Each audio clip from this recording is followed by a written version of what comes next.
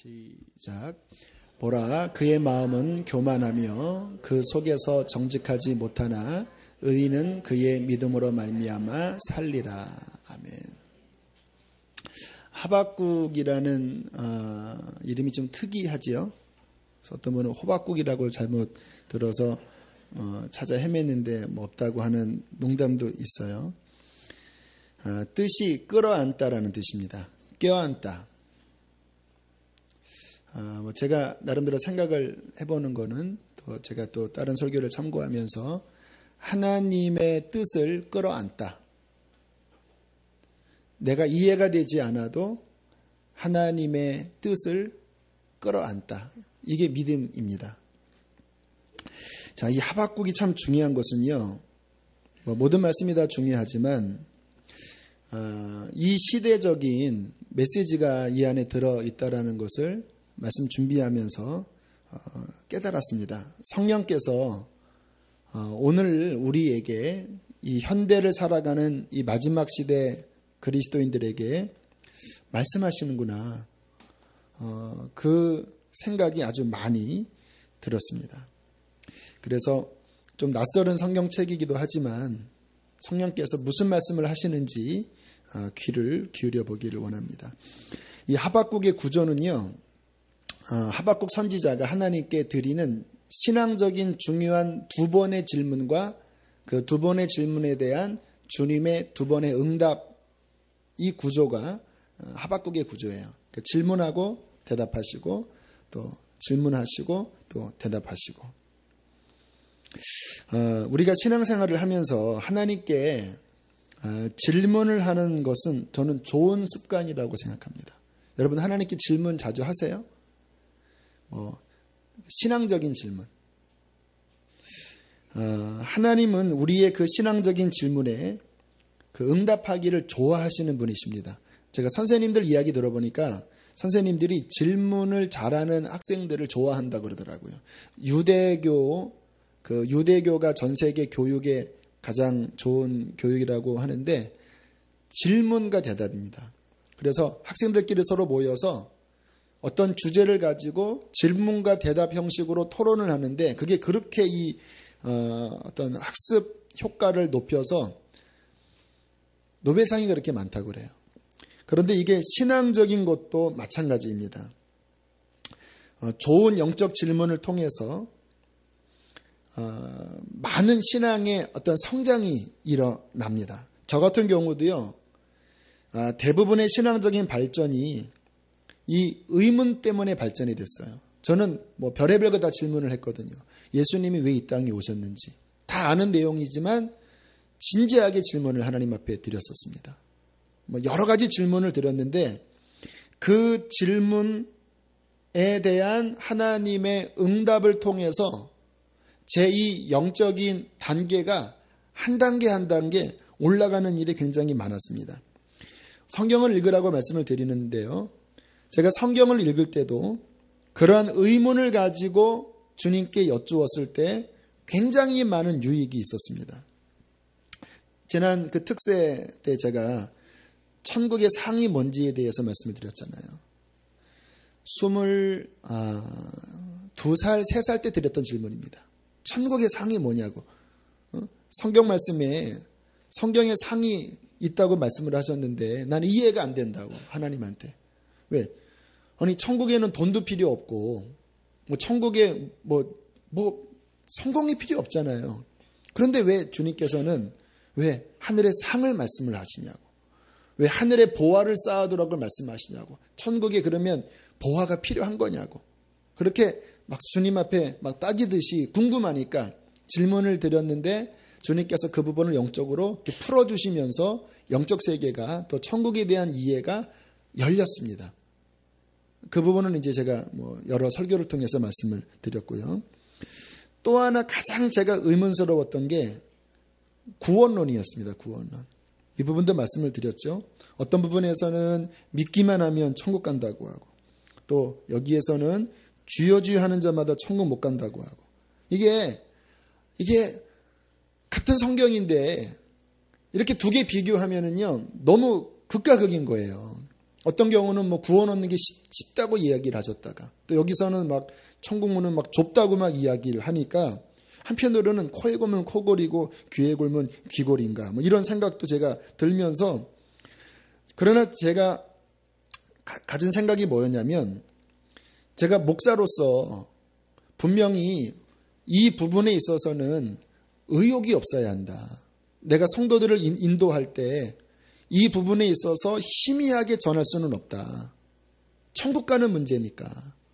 그렇기 때문에 주님 앞에 아주 정말 그 질문을 가지고요. 성경을 막 샅샅이 찾기도 하고 막 심지어는 막 그거를 타이핑하기도 하고 주님 앞에 막 여쭙기도 하고 막 다른 설교를 막 듣기도 하는 굉장한 주님 안에서의 씨름이 있었거든요. 지금도 기억이 나요. 20살 때 제가 저 서대문 충정로를 걸어가면서 하나님 복음 좀 알게 해주세요. 성경의 사도 바울은 한 지역에서 1년 막 6개월을 막 복음을 전했다고 하는데 나는요 사형리식의 복음만 전하면 할 말이 없습니다. 바울은 도대체 무슨 복음을 그렇게 길게 전했습니까? 나 목사인데 좀 알려주세요. 제가 걸어가면서 목마른 마음으로 기도를 드렸어요. 근데 하나님께서 그 자체를 기뻐하셨던 것 같아요. 그 10년, 20년의 여정 속에서 주님께서 내가 질문했던 것에 대한 응답을 정말 다각도로 많이 해주셨어요. 지금은 왜 믿음인지, 왜 은혜라고 말씀하시는지, 왜 좁은 길인지, 왜 열매가 있어야 하는지 그전에는 따로따로 떨어져 있던 말씀들이 지금은 한 진리의 체계 안에서 딱 구조가 잡혔어요. 그래서 은혜구나. 근데 이 은혜는 방종의 은혜가 아니에요. 이 은혜가 어떻게 우리의 삶을 변화시켜서 삶의 변화로 이끌어 가는지, 무엇이 참된 믿음이고 무엇이 미혹인지 이게 이제 전체 그림이 이렇게 보이니까 지금은 뭐 신방하면 그런 질문 많이 해요. 뭐가 뭔지 모르겠다. 그러면 대답이 나와요. 그분에게 적절하게 진리의 체계 안에서 균형 잡힌 구원관에 대해서 말씀이 나와요. 그럼 저도 이야기하면서 막 칼 같아요. 이렇게 막 무섭기도 하고. 하지만 감사해요. 왜냐하면 주님께서 깨닫게 하신 부분이니까. 물론 아직 배워야 할 부분들이 더 많겠지만 지금은 제가 지난날 그 진리 안에서 씨름했던 시간들을 감사해하고 있습니다. 왜냐하면 그렇게 해서 주님이 깨닫게 하신 것이 저에게뿐만 아니라 많은 사람에게 유익을 준다라는 것을 요즘 많이 느껴요. 많은 분들이 요즘 구원에 관하여 너무 궁금하구나. 어떠한 길이 구원의 길인지에 대하여 헤매고 있구나. 그런데 주님이 그렇게 20몇 년 동안 제가 고민하고 질문하면서 주신 답들이 많은 분들에게 도움이 되는 것은 주님이 가르쳐 주신 것이기 때문에 그래요. 우리 성도님들도 신앙 안에서 건강한 질문을 갖게 되기를 축복합니다. 내가 정말 구원받을 수 있나요? 의문 가져보세요. 나쁜 의문 아닙니다. 어떠한 것이 정말 성경에서 말씀하신 구원 없는 진정한 신앙인가요? 이거 질문하고 답을 얻으셔야 돼요. 지금 내 믿음이 어떠한 믿음인지 답을 얻으셔야 돼요. 앞으로 마지막 때라고 하는데 정말 그게 맞는 말인가요? 우리 교회는 이 말씀 많이 전하잖아요. 근데 믿지 않는 분들 솔직히 있습니다. 물어보세요. 정말 그게 맞나요? 그게 맞다면 무엇을 준비해야 되지요? 이러한 성경적인 정상적인 질문을 하나님 앞에 드리면요. 이게 주님께서 그 질문 자체를 좋아하실 뿐만 아니라 그렇게 해서 응답하시는 깨달음은요. 저에게서 들은 것과 달라요. 설교 듣고 아 그렇구나 하는 힘은 약해요. 내가 이야기하려고 하면 말이 잘 안 나와요. 근데 여러분이 하나님께 질문해서 하나님께서 성령의 계시로 깨닫게 한 거는요. 힘이 있습니다. 그게 말이 나와요. 왜냐하면 주님이 내게 주신 거기 때문에.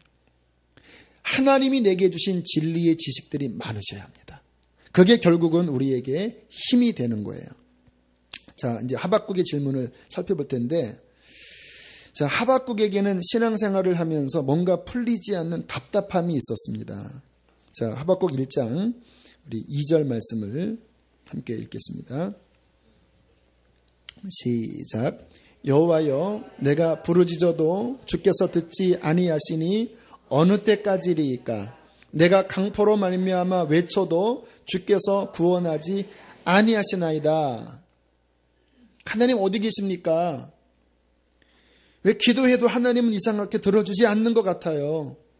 하나님 멀리 떠나버리신 것 같아요. 그런 때 있죠. 하박국이 하나님 앞에 호소하는 거예요. 어디 계십니까? 언제까지입니까? 왜 그랬냐면 지금 하박국이 보기에 하나님이 살아계시다면 이러한 일이 일어나지 말아야 될 상황들이 계속되는 거예요.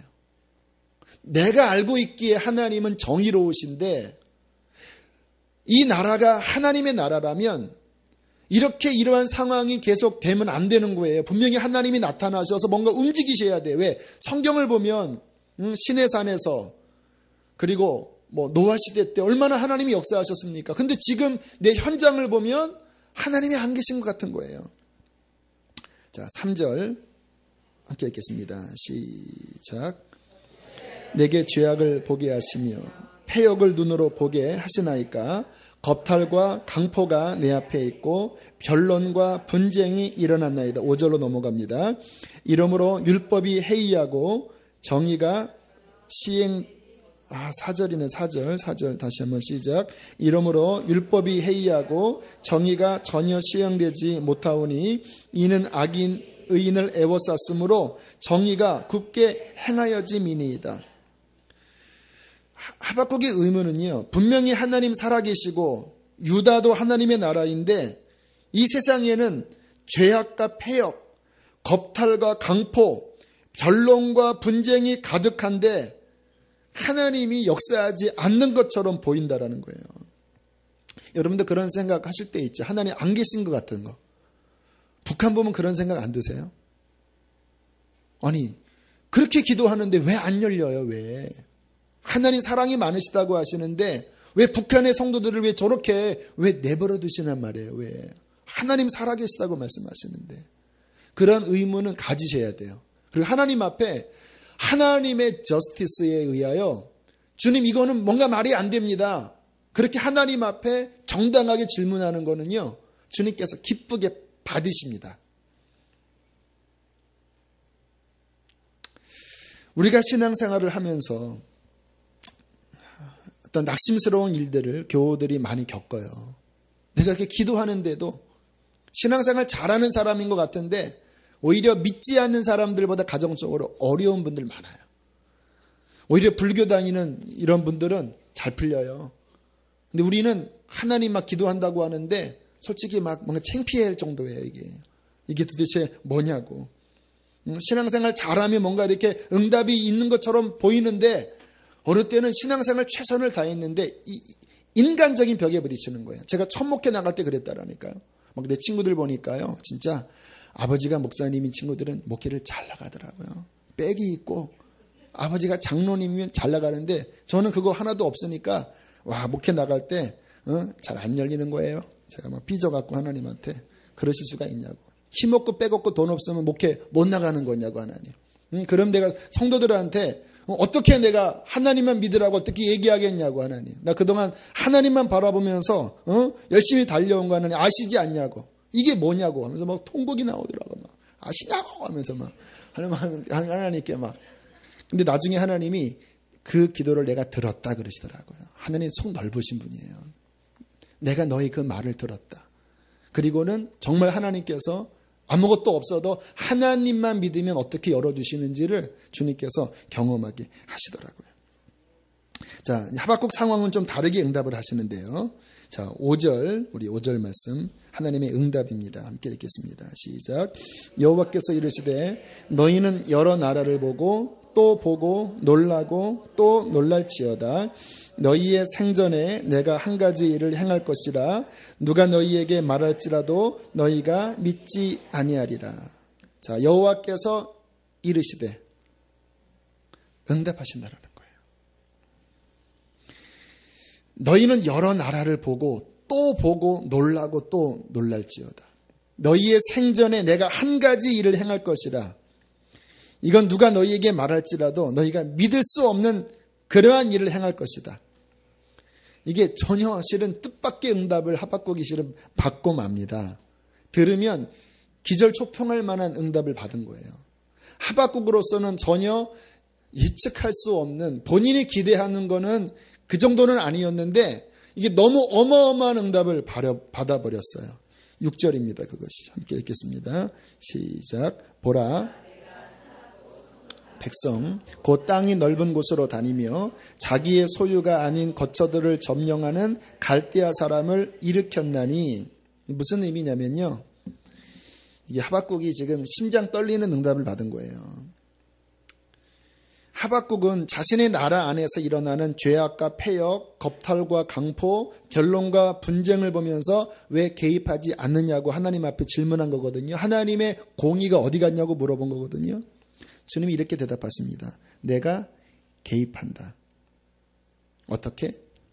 바벨론을 일으킬 것이다. 그리고 그런 말미암아 너희를 심판할 것이다. 이때가 시기적으로 이제 아수르가 점점 이제 패망하고, 그리고 아수르가 북왕국 이스라엘 먹었습니다. 근데 점점 이제 약해져 가고 있고요. 갈대아에서 바벨론이 점점 신흥 강대국으로 일어나는 그쯤입니다. 그리고 이제 몇십 년 뒤면 불같이 이 나라가 일어나서 이제 다 먹는 거예요. 그게 일어날 쯤이에요. 바벨론을 일으켜서 유다를 심판할 것이다. 그러면서 9절, 10절에 이렇게 말씀하십니다. 시작. 그들은 다 강포를 행하러 오는데 앞을 향하여 나아가며 사람들을 사로잡아 모으기를 모래같이 많게 할 것이요 왕들을 멸시하며 방백들을 조소하며 모든 견고한 성들을 비웃고 흉복을 쌓아 그것을 점령할 것이라. 이게 무슨 내용이냐면요, 유다만 치는 게 아니라 이 바벨론을 통하여 전 세계가 들썩거리도록 하나님이 심판할 것이다 라고 말씀을 하신 거예요. 하박국이 간 떨어질 뻔했습니다. 본인 현 시대를 지금 보고 왜 욕이 그랬습니까 했더니 하나님은 하나님 수준으로 응답한 거예요. 내가 계획했다. 나는 정의의 하나님이다. 네가 말한 그거 맞다. 내가 이 바벨론을 통해서 이 열방의 죄악들을 심판하려고 내가 그를 지금 일으키고 있다.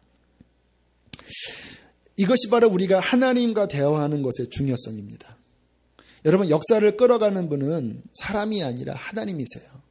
그리고 우리가 이 역사를 제대로 보려면요, 하나님을 통해서 역사를 보셔야 돼요. 지금 세계 경제가 위기다. 그래서 미국의 신용 등급이 떨어진다. 우리나라 환율이 지금 대란이다. 이런 지금 이렇게 이야기들이 있잖아요. 그런 것만 보면요, 이게 온전히 못 봐요. 안 보여요, 그냥. 오히려 거기에 잡히면 오히려 잘못됩니다. 근데 하나님과 대화하면서 이 성경 안에 하나님께서 당신의 뜻을 보여주셨거든요. 하나님과 진리의 말씀 안에서 하나님이 열어주시는 이 시각으로 들어가 보면요, 이게 이 역사 그 위에서 끌어가시는 그 열방을 향하신 하나님의 계획이 보입니다. 그게 마지막 때 하나님의 계획에 성경에 나와요. 그게 보여야지만요, 이 시대를 정확하게 분별한다라니까요. 그걸 알아야지만 앞으로 경제 대란이 오고 어떠한 일이 와도 내가 어떻게 대처할지를 비로소 알아요. 그거 모르면 진짜 지금은 큰일 날 시절입니다. 그래서 주님과 대화하셔야 돼요. 예배 중에 하나님께서 뭐라고 말씀하시는지 우리가 질문하면서 하나님으로부터 이거를 받아야지만 제대로 이 상황들을 분별할 수 있는 거예요. 데이비드 차 형제가 이제 3월 첫 주 수목금 한 번 더 집회를 하기로 했습니다.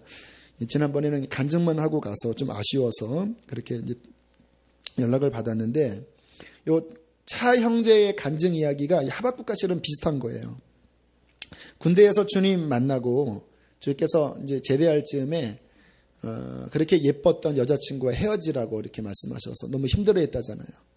근데 마지막 결국은 이제 그 여자친구를 하나님 앞에 올려드리고 순종하겠다고. 그때 이 차영제가 했던 기도가 예쁜 기도였습니다. 하나님, 제 마음에 소원이 있다면 하나님께 효도하게 해주세요. 하나님께 효도하는 아들이 되고 싶어요. 그 소박한 소원 하나를 올려드렸대요. 그리고 이제 CEO도 좀 돼보고 또 바닥도 기어보고 하는 어느 날 이제 하나님이 아무것도 안 열어주시길래 이제 공부하고 학교를 진학하려고 하는 어느 날 누워 있는데 하나님이 단어들을 주시는 거예요. 프리메이슨, 일루미나티, 또 세계 정부. 본인이 별로 생각지 않았던 것들이 떠올라서 인터넷을 쳐봤더니 어마어마한 정보들이 그 안에서 쏟아지는 거예요. 그리고 하나님이 책을 쓰라고 하시더래요. 근데 본인은 책을 쓰는 사람이 아니거든요. 말도 안 되잖아요. 무슨 본인이 잘 알지 못하는 거 어떻게 써요. 근데 그때 주님이 하시는 말씀이 너 나한테 효도한다고 그랬잖아 그러시더래요. 그래서 하나님 그러면 한번 해보겠다고.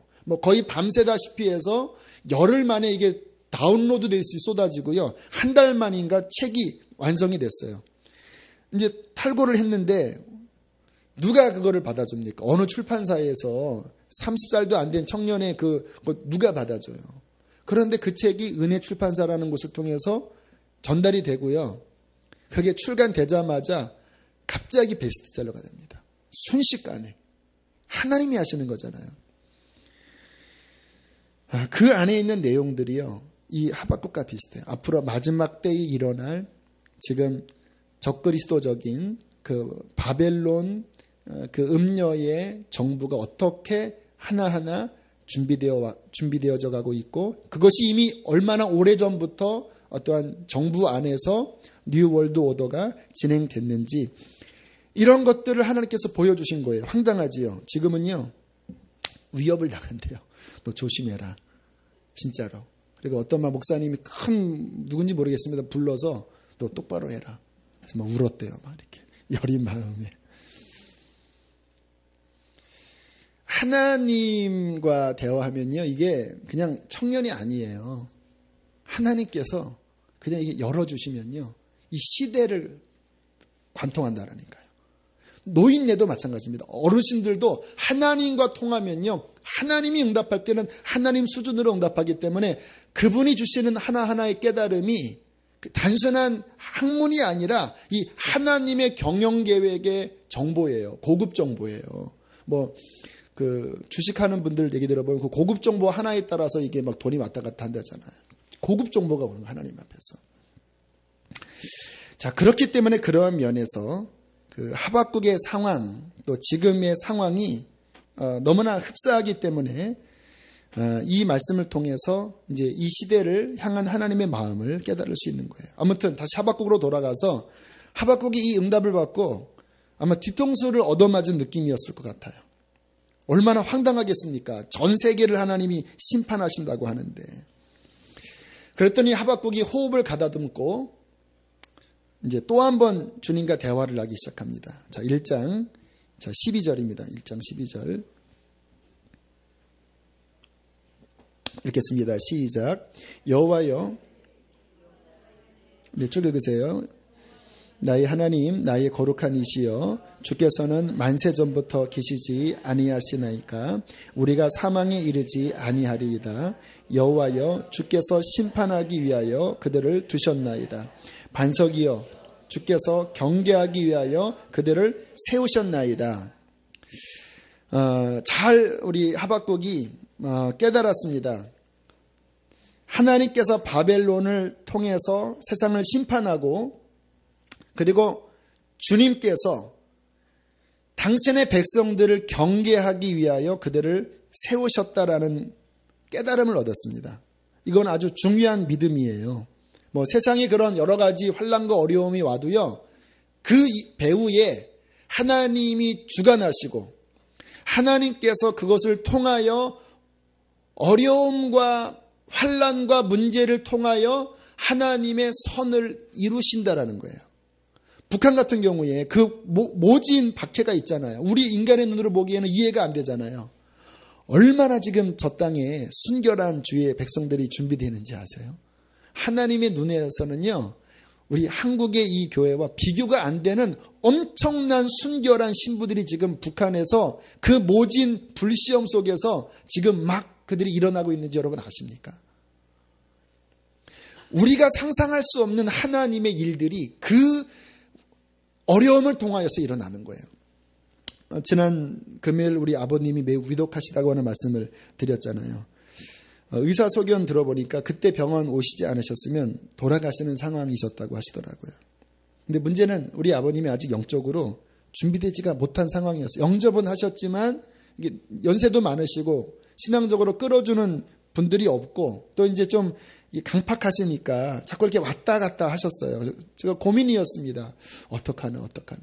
지난번 기말사 때 그 전에 성령 집회 때인가 가족들을 위해서 기도하자고 하는데 제 아내에게 갑자기 아버님이 생각이 나면서 너무 막 안타깝고 불쌍한 마음으로 막 그때 기도를 하면서 본인도 놀랬다라는 거예요. 너무 불쌍한 마음이 들어서 막 눈물로 기도를 해서 뭔가 지금 중요한 시기구나 알았다고 하는데 그런데 하나님의 은혜로 병원에 오시자마자 의식을 잃고 이제 석션 끼고 중환자실 들어가셨거든요. 제가 가끔 설교할 때 간증하는 그 권사님 있죠. 그분이 지난 주일 월요일인가 주일날 이제 중환자실에 와서 기적이 일어났대요. 보통 이제 제가 이 꽂는 거를 제가 별로 안 좋아하는 게 이제 거의 이게 약을 넣어서 의식이 거의 없어요. 그러니까 마지막에 준비를 시켜드려야 되는데 이게 약물이 들어가면은 대화를 못 하거든요.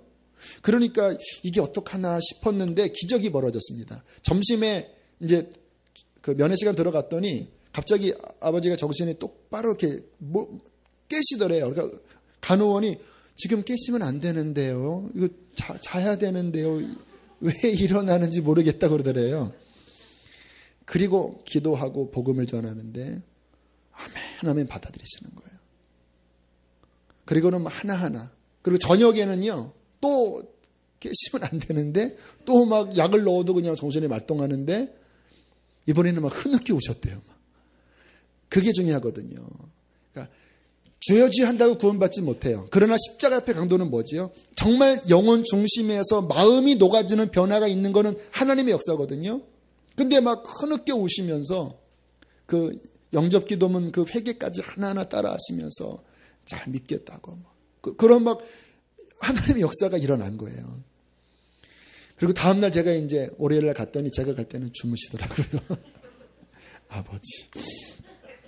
아무튼 그리고 이제 다시 이제 다음날 갔을 때는 또 의식이 돌아와서 하나님의 또 은혜 가운데 그냥 순한 양이 되어버리셨어요. 순한 양이.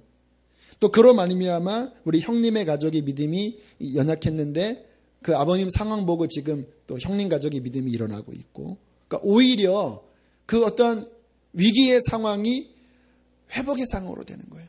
병원에서 오래 못 가시는데 한쪽이 이제 암으로 꽉 들어차서 언제인지 모르지만 준비해야 되는 상황이라고 하지만 그러나 그 위기가 하나님의 경계로서 그 영혼을 깨우는 준비시키는 계기가 된다라는 거예요. 아마 그런 계기가 없었다고 하면은 쉽지 않았을 텐데 하나님께서 마음을 깨트리시고 그리고 마음을 준비시키시는 하나님의 역사인 것입니다.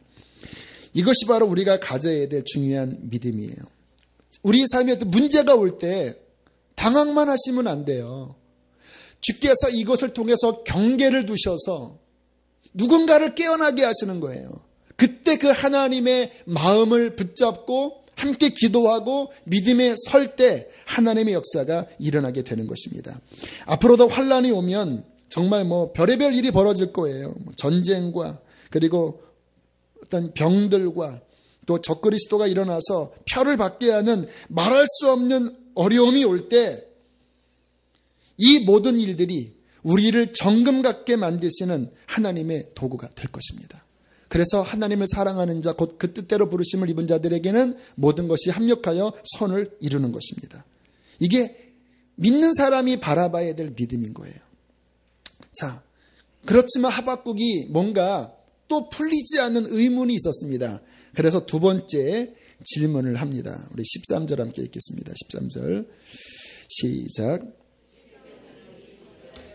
악을 참아보지 못하시며 패역을 참아보지 못하시거늘 어찌하여 거짓된 자들을 방관하시며 악인이 자기보다 의로운 사람을 삼키는데도 잠잠하시나이까. 17절로 들어갑니다. 시작. 그가 그물을 떨고는 계속하여 여러 나라를 무자비하게 멸망시키는 것이 옳으니까. 또 이게 옳습니까? 질문하는 거예요.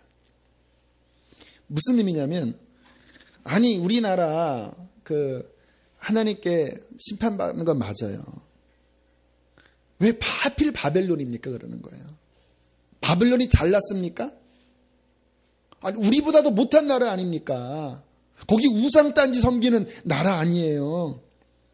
그 바벨론이 우리나라뿐만 아니라 여러 나라를 무자비하게 멸망시키는 것이 이게 옳습니까? 하나님이 응답을 하셨는데 그게 하나님의 공의의 성품에 맞는 것입니까? 그게? 따지는 거예요. 옳으니까. 이게 좋은 거예요. 왜? 진리 안에서 하나님의 성품이 있거든요. 변할 수 없는. 근데 그게 뭔가 안 맞으면 마땅한 근거를 질문하는 거예요. 하나님 의로운 하나님인데 우리나라 책망하는 건 맞는데 왜 바벨론이 왜 우리나라만이 아니라 왜 전 세계를 그렇게 왜 무너뜨리는 왜 그런 나라가 되는 것입니까?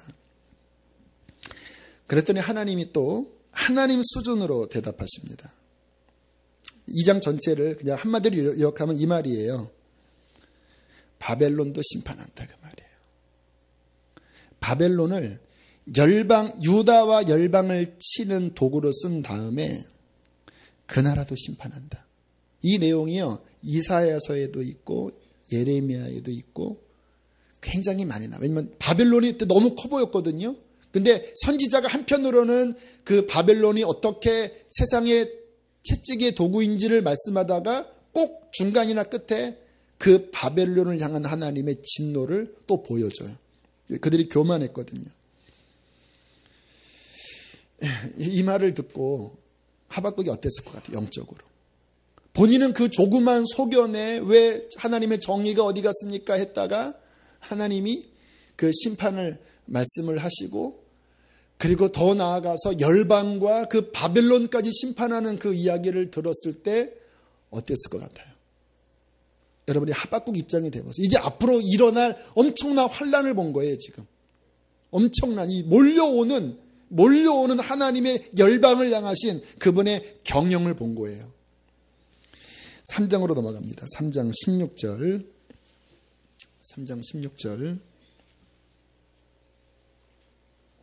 함께 읽겠습니다. 시작. 내가 들었으므로 내 창자가 흔들렸고 그 목소리로 말미암아 내 입술이 떨렸도다. 무리가 우리를 치러 올라오는 환난 날을 내가 기다림으로 썩이는 것이 내 뼈에 들어왔으며 내 몸은 내 초소에서 떨리는도다. 창자 떨려보셨나요? 막 입술이 떨리는 거예요. 하나님의 그 묵시를 받거든요. 1절에 보면 하박국의 묵시를 받은 경고라고 그러죠. 이 비전이 보인 거예요. 그 일어날 일들을 막 바벨론이 일어나서 막 무자비하게 유다를 짓밟고 성을 무너뜨리고 또 막 열방을 다니면서 그 철퇴로 그 하나님의 공의가 어떻게 일어나는지를 막 보면서 하박국이 막 입술이 떨리고 창자가 떨리고 막 그 앞으로 올 환난을 생각하니까 막 뼈가 썩는 것 같고 막 온몸이 자기 집안에서 덜덜덜덜 떨렸습니다. 여러분, 주님의 응답은 두려운 응답이었어요. 근데 왜 제가 이 말씀을 준비하면서 이게 지금 오늘날 우리에게 주시는 말씀입니다. 교육과학기술부는 나로호 3차 발사 원래는 관리 위원회를 열어 하려고 그랬거든요. 지난번에 한번 얼핏 다뤘었습니다. 근데 다시 했는데 주께서 어떠한 설교를 한번 들어보라고 하시고 그 구조가 잡히고 다시 보면서 이건 이 시대 말씀입니다. 왜냐하면 성경은 보실 때 원래 그 시대의 그 상황에서 주시는 배경과 그때 무슨 메시지였는지를 보는 것이 첫 번째로 가장 중요해요. 그게 근거가 없으면요, 그 다음 적용이 이게 헛다리 잡을 수가 있어요. 지금 이 상황이 그 당시에 이제 멸망 앞에 유다 또 바벨론을 통해서 전 세계를 어떻게 경영할지 그 메시지잖아요. 이게 이 본문의 역사가 그렇잖아요. 그런데 왜 이게 지금 주시는 말씀이 되냐면 항상 성경은 역사도 반복되고요. 성경도 그 렌즈가 더블 렌즈입니다. 그래서 그 시대도 이야기하면서 끝도 같이 봐요. 두 가지가 같이 보여집니다. 이 본문이 그런 거예요.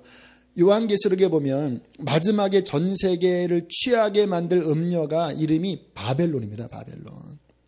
그리고 그의 교회가, 그의 신부들이 그 불시험 속에서 어떻게 연단을 당하고 그리들이 그 환난 속에서 어떻게 자신의 세마포를 정결하게 하는지, 그 환난을 통과하면서 그들이 어떻게 주님의 보좌 앞에 나아가 유리바다 앞에서 춤을 추면서 하나님 앞에 나아가는지, 이게 요한계시록의 구조거든요.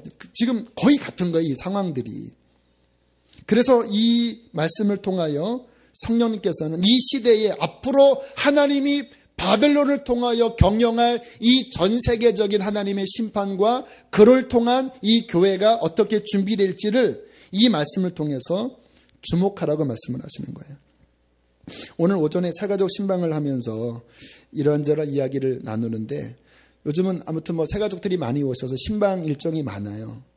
한편으로는 말씀 준비할 시간이 떨어지면 어떡하나 하는데, 그분들과 대화 나누면 오히려 이렇게 어떻게 말씀을 준비할지가 또 잘 잡혀요. 그분들 안에 갈급함들이 그렇게 많이 있고, 요즘 등록하시는 분들은 거의 다 영적으로 깨어나고 싶고 이 시대를 잘 준비하기를 갈망하는 분들이 거의 등록을 하시더라고요. 참 신기해요. 거의 그러한 분들이에요. 그래서 하나님이 그 목적으로 교회를 세우셨다는 것을 다시 한번 느끼는데, 이런저런 대화를 나눴습니다. 진정한 신앙이 무엇인지, 다 그 갈망이 있잖아요. 앞으로 다가오는 이 시대를 어떻게 준비해야 되는지, 그리고 왜 제가 그러한 말씀을 전할 수밖에 없는지, 성경에서 말씀하시는 그 신앙이라는 것이 본질이 무엇인지, 자기 부인하고 십자가 지고 그리고 순교를 불사하는 그 신앙이, 그게 예수님이 말씀하신 신앙이잖아요. 그런데 그 본질에서 지금 어떻게 변질되어 있는지, 너무 한편 쉬운 축복, 그리고 평안, 위로, 사랑, 물론 틀린 건 아닙니다. 그런데 이것만 이야기하고 이 반대편에 있는 지금과 같은 이런 말씀들을 빼버린 것이 얼마나 변질된 것인지, 이것이 어떻게 해야지 균형을 잡는 것인지, 이러한 부분들을 많이 대화를 나눴습니다. 그런데 제가 말씀을 나누면서요, 한숨이 나오더라고요. 이 상황을 보는데 한숨이 나오는 거예요. 한숨이. 앞으로 정말 하박국이 봤던 그러한 일이 온다면 이 시대를 살아가고 있는 그리스도인들이 얼마나 준비될까. 정말로 나를 부인하고 그 하나님의 경영을 보는 이 눈이 열리지 않으면 이 앞으로 오는 이 바벨론의 이것을 누가 견딜까. 그 생각하니까 제가 끝나고 일어나면서 한숨을 쉬니까 제 아내가 왜 한숨 쉬냐고, 한숨이 나오는 거예요. 준비시켜야 되는데. 얼마나 부족한 하나님이 지금 그렇게 부족했으면 이 부족한 나 같은 사람의 설교를 그나마 이렇게 퍼지게 하시면서 전달할까. 아무것도 모르는 어린아이, 무식한 사람인데 안타까운 겁니다. 좀 여러 교회들이 좀 외치고 정말 복음대로 사람들을 일으켜 세우고 준비시키고 그래도 견디기 힘든 판인데 이거 어떻게 하면 좋나. 마음속에 답답함과 한숨이 나오는 거예요. 여러분, 우리는 하나님 안에서 이 시대를 잘 준비하셔야 합니다. 하박국이 그것을 보고 기록한 거예요. 진리의 말씀 안에서 이 시대를 어떻게 살아가야 할지 기도하셔야 돼요. 어떻게 해야 됩니까? 그냥 두렵고 가만히 그냥 덜덜덜 떠는 것으로 끝내야 됩니까? 하박국에 어떻게 준비할지를 말씀합니다. 자, 2장으로 다시 돌아가셔서 2장 3절을 보겠습니다. 2장 3절. 함께 읽겠습니다. 시작. 이 묵시는 정한 때가 있나니 그 종말이 속히 이르겠고 결코 거짓되지 아니하리라. 비록 더딜지라도 기다리라. 지체되지 않고 반드시 응하리라. 어쩌면 지금과 같은지 몰라요. 때가 온다라는 거예요. 반드시 속히 온다라는 거예요. 무슨 의미입니까? 준비하라 이 말이에요. 아마 제가 책을 보니까 BC 612년경이라고 추측을 해요. 그러면 586년 7년에 망했으니까 이때로부터 한 6년 정도 지난 후잖아요. 26년이 길면 길고 짧으면 짧아요. 그때까지 어떤 일이 없었다고 하면 아닌가 봐 할 수 있잖아요. 그런데 주님은 말씀하십니다. 지체되지 않고 반드시 응한다. 열방을 향한 경영이 이미 정해졌다. 바벨론이 철퇴가 될 것이다. 이거를 알고 믿어야지만 준비가 됩니다. 뭐 옛날에도 그랬는데 말씀은 좋지만 아직 그런 거는 나는 아니야. 이러지 말라라는 거예요. 그날이 오니까 준비해라. 어떻게 준비합니까? 4절입니다. 4절 시작. 보라 그의 마음은 교만하며 그 속에서 정직하지 못하나 의인은 그의 믿음으로 말미암아 살리라. 무엇을 준비해야 되냐고 말씀하시냐면 믿음을 준비하라는 것입니다. 앞으로 다가올 시기는요. 따라합시다. 오직 믿음으로 살아야 한다. 뭐 해야 한대? 믿음으로 산다라는 말이 뭔지가 알 것 같으면서도 이 말씀이 되게 유명한 말씀이거든요. 이 말씀이 신약에 3번이나 인용이 될 정도로 굉장히 중요한 신앙의 근간이에요. 의인은 믿음으로 산다. 구원도 믿음으로 받고 이 환난을 이기는 것도 믿음으로 받는 거다. 그럼 믿음이 도대체 뭘까요? 믿음은 뭐냐면요. 아무것이 없어도 정말 하나님 한 분 붙잡고 그 하나님 뜻대로 순종하면서 걸어가는 게 믿음이에요. 하나님 안 보여요. 하지만 하나님 살아계셔요. 나는 그 믿음을 지킬 거예요. 세상이 아무리 어렵지만 나는 그 믿음으로 살아갈 거예요. 그 믿음, 살아있는 믿음이 이게 이 마지막 때를 살아가고 이길 유일한 힘이라는 것입니다. 제가 교우들을 보면서 어떤 분들 보면 지금 저분 힘든 상황인데 교회 못 나올 수도 있겠다. 제가 이렇게 판단해 보면 그래요. 근데 교회를 나와요. 기도도 막 해요. 또 신앙적으로 흔들리지 않아요. 그렇게 몇 번 보면요. 다시 보게 됩니다. 저분이 믿음이 있구나. 왜요? 믿음은 사람에게 흔들리는 게 아니에요. 사람이 어떻건 뭐가 중요합니까? 누구한테 인정받고 못 받고가 뭐가 중요해요? 하나님 내가 그분 앞에서 그분께 인정받는 것으로 살아가면 되는 거거든요. 그 모습 보면 다시 보여요. 저분 믿음이 있구나. 정말 주님 보고 섬기는 분이구나. 사람 보고 왔다 갔다 하는 분이 아니구나. 그러면 신뢰감이 생겨요. 저분한테는 뭐를 맡겨도 되겠다. 왜? 사람에게 좌우되는 사람이 아니니까. 하박국 3장 17절 보겠습니다. 자, 17절. 자, 그 믿음으로 산다라는 말의 마지막 적용점입니다. 17절 함께 읽습니다. 시작. 비록 무화과나무가 무성하지 못하며 포도나무에 열매가 없으며 감람나무에 소출이 없으며 밭에 먹을 것이 없으며 우리의 양이 없으며 외양간에 소가 없을지라도 왜 이런 말을 한 줄 아세요? 앞으로 다가오는 그 시절에 바빌론이 다 먹어버리겠다라는 거예요. 그래서 앞으로 다가오는 환란을 생각하니까 막 창자가 떨려요. 그 환란을 기다리니까 뼈가 썩는 것 같아요. 하지만 하박국이 기억했습니다. 오직 의인은 믿음으로 산다. 그래서 마음에 결정이 됐어요. 하나님, 오케이입니다. 무화과나무가 무성치 못하고 포도나무에 열매가 없고 감람나무에 소출이 없고 밭에 먹을 것 없고 우리의 양도 없고 외양간 소가 없어도 여기서 말하는 이 열거 상황들은요. 그 당시에 사람이 사는 생필품 목록입니다. 그러니까 이거 없으면 아무것도 없다라는 말이에요. 앞으로 다가오는 환란의 시절에 그 모든 것이 없을지라도 18절 19절입니다. 시작. 나는 여호와로 말미암아 즐거워하며 나의 구원의 하나님으로 말미암아 기뻐하리로다. 주 여호와는 나의 힘이시라. 나의 발을 사슴과 같게 하사 나를 나의 높은 곳으로 다니게 하시리로다. 할렐루야. 거기까지 봅니다. 여호와로 말미암아. 이제 더 이상 환경을 보니까 여긴 소망이 없어요. 그러면 절망해야 합니까? 믿음의 눈을 들어서 하나님을 보는 거예요. 보이지 않는 분을 보는 것처럼 참고 걸어가는 거예요. 나는 여호와로 말미암아 즐거워하며 나의 구원의 하나님으로 말미암아 기뻐할 것입니다. 아무것도 없어도 주님, 저 엄청난 물결의 쓰나미가, 환난과 이 마지막 심판의 쓰나미가 온다 할지라도 하나님이 나와 함께 하시면 나는 이깁니다. 주 여호와께서 나의 힘이십니다. 19절에 그러잖아요. 주 여호와는 나의 힘이시라 나의 발을 뭐와 같게 하사? 사슴 상상해 보세요. 그 절벽을 사슴이 타타타타 뛰어 올라가잖아요. 이 절벽과 같은 상황에 주 여호와가 나의 힘이 되어 주셔서 나의 발을 사슴과 같게 하사 주님, 이 절벽을 다다다닥 뛰어서 나로 높은 곳에 이 풍파가 밀려오지만 내가 주님과 함께 날아올라서 나로 높은 곳에 주님은 다니게 하실 것입니다.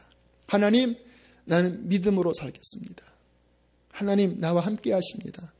나는 더 이상 세상과 환경에 나는 영향받지 않습니다. 하나님, 당신이면 충분합니다.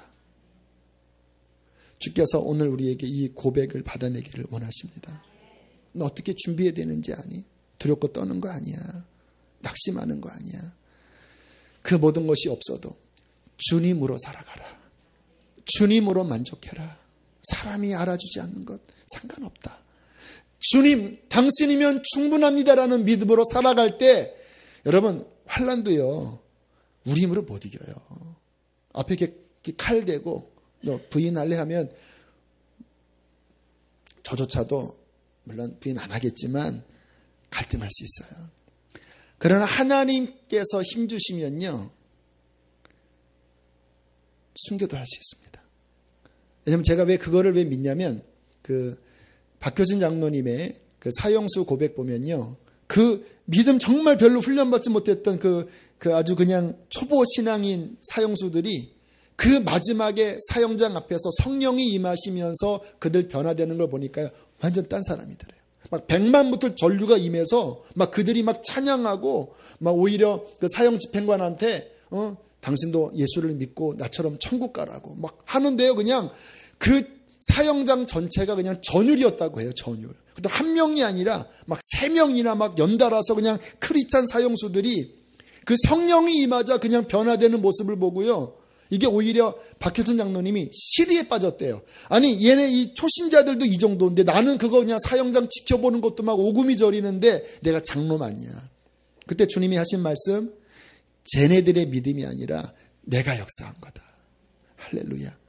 주님 붙잡고 주님 의지하고 주님 바라볼 때 그분은 우리의 발을 사슴과 같게 하사 우리로 하여금 높은 곳에 뛰어올라 승리하게 할 것입니다. 주님만 바라보고 믿는 우리 되시기를 축복합니다.